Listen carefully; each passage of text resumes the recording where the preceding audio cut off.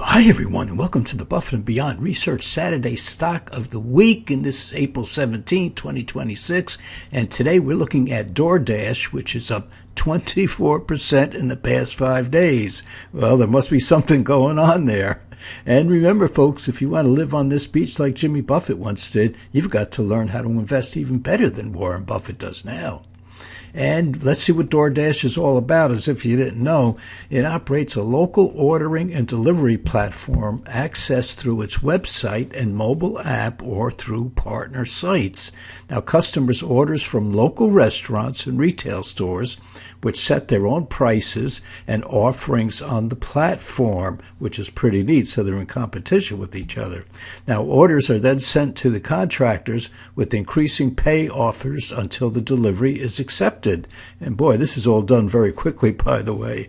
It employs about 23,700 individuals and engages approximately 8 million contractors. Now, one thing that I learned is that when you order from a restaurant, it may not be from that kitchen that order is coming from. So they have these phantom kitchens, they are called, that if a big restaurant is maybe a chain and it has these phantom kitchens where the orders actually come from, because just think about the restaurant that you're in. It's a nice Italian restaurant or a nice atmosphere type of restaurant, and you're sitting there and all of a sudden 100 orders come in to the kitchen for delivery to someplace else, and you might not get the attention from the kitchen staff to prepare your food properly. So they don't interrupt with their own kitchen, and some restaurants actually build a second kitchen in back of their first kitchen, or they go to these factory type of restaurants that set up exactly like the restaurant wants them to, that you're ordering from, and cooks the exact same food but delivers it. So it's a whole organization out there, folks. It's just not getting it from your local restaurant all the time as you like to think it is. So it's quite a growing business. And let's look at the clean surplus return on equity. And I want to show you something. It looks like it's really, really high because down here, this is the first year where it had an owner's equity. Now, there are 3 different ways of getting this owner's equity, because remember, this method is called clean surplus. So you have to clean up this beginning owner's equity to get a good rising owner's equity, which in turn gives you the clean surplus return on equity. So this number is very, very important, but it is not cleaned up yet. We have to clean it up. We have to sit down around a table and say, okay, what is the real owner's equity back then? And there's 3 different ways of calculating that, and we're going to see that in a second. But let's look at this clean surplus ROE. The thing is that this company was losing money and then all of a sudden started making money. And the 2027 numbers are not out yet, but they'll be out within weeks. But the thing is that this clean surplus return on equity is rising. And we go over here, they're putting all the money they're making back into themselves. Now, the net income growth down here is really skewed because we came from losing money to all of a sudden making money. So, yeah, that's a 118% increase, but it's only from losing on $1.43 to making 27 cents in 2024. So these numbers are a little skewed. We don't like to look at them, but we do like to look at revenue, and revenue is very, very nice. The revenue of the average large cap stock out there is 7%.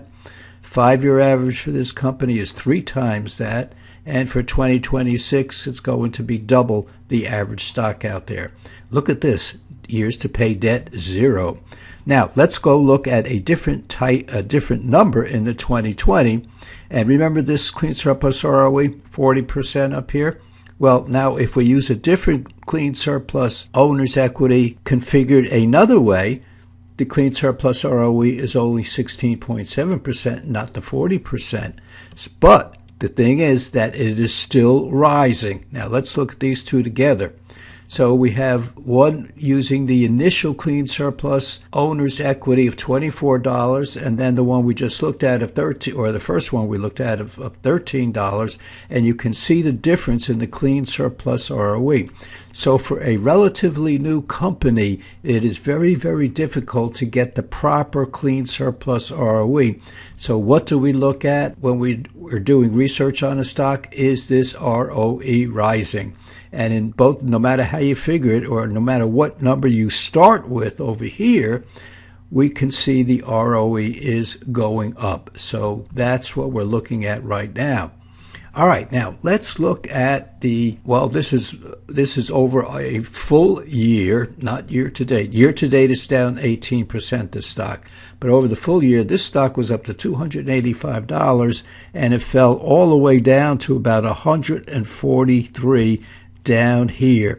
But look what's happening. It came down and it touched this area down here, went down as far as 147, bounced up, and in the past 4 or 5 days, look at this, up to $185. That's up over 20% in the past 5 days.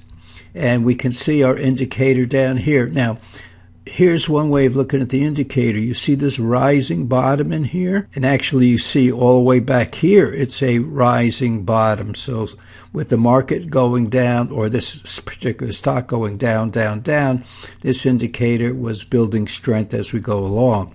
So we look at this now going up into the zero line up here. So it's got room to be overbought. But it went up above the 20-day moving average, this green line, and then all of a sudden it broke way above the 50-day moving average, and now it's moving up. It's going to try to reach this 200-day moving average, very, very possibly, folks, and reach this previous high back in here. And what we like to see is this green line, the 20-day moving average, moving up, maybe crossing that 50-day moving average. That would really give us a nice little buy signal in here. And, of course, we do want to see this stock reach its 200-day moving average. Now, let's look over 5 years. Well, 5 years, this stock has done nothing. It was at 167 5 years ago, and now it's at 185, but it began the past 5 days, at 158. So, really, this stock has gone nowhere over that time. And let us look back to this chart here, because 5 years ago, this company was in the mode of losing a lot of money. And now all of a sudden it's making money.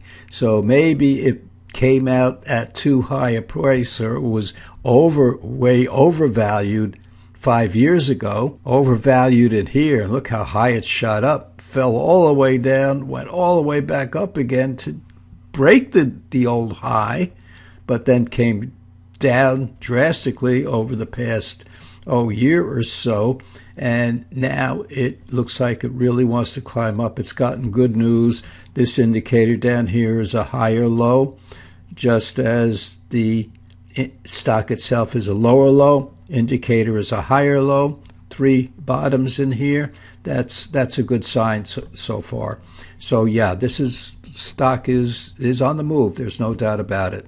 And again, over the past 6 months, taking a closer look at this, stock went all the way down, came back up, went back down, didn't even come back down to test the very low, didn't have to. It just came out with good news and all of a sudden shot straight up. So, folks, we had a very, very good week this past week in the market. Very surprised at what's going on. And we noticed that the NASDAQ 100, the QQQs, are up nicely, and anytime it's gone up this far in, say, a week and a half to 2 weeks, it has been higher 3, 6, and 9 months later. And that came off of a statistical analysis that I saw. And so it looks like the entire market is strong. So some of these stocks are coming off bottoms, and we like that very much. Folks, go out this weekend, take your mind off the market, be with the ones you love. Most of all, stay safe, stay well, and we'll see you back here in a couple of days.